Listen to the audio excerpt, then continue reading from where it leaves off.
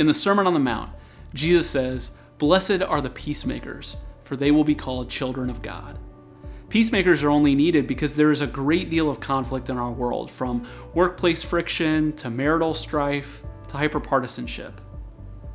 Biblical peace isn't simply getting everyone to calm down and get along, nor is it about achieving some sort of permanent meditative state.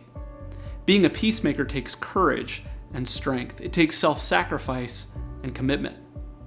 When conflict at work becomes heated, it isn't easy to listen well, avoid taking sides, and deal with both the immediate tension and the underlying issues. In interpersonal conflict, whether it's at work or at home, it isn't easy to seek reconciliation and healing instead of standing your ground and digging in.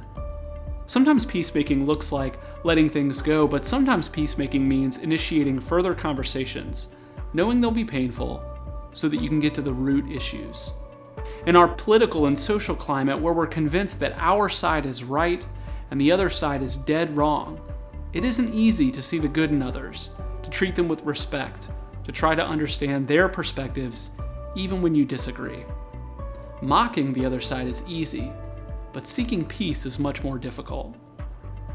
Jesus, of course, is the ultimate peacemaker. Isaiah 53 tells us that Jesus was pierced for our transgressions, he was crushed for our iniquities. The punishment that brought us peace, that punishment was on him, and by his wounds we are healed. Jesus didn't have to make peace. We are at fault because of our sin. He was the offended party. He could have waited for us to heal the relationship and atone for our own sin. But we can't. We're unable to reconcile ourselves to God without an intermediary, without a peacemaker, without a savior.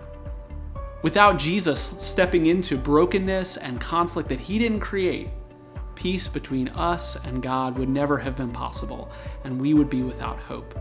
So what is peacemaking? Peacemakers don't always know the right answers. Peacemakers don't always feel confident or well-equipped for the situation. Peacemakers don't always emerge unscathed.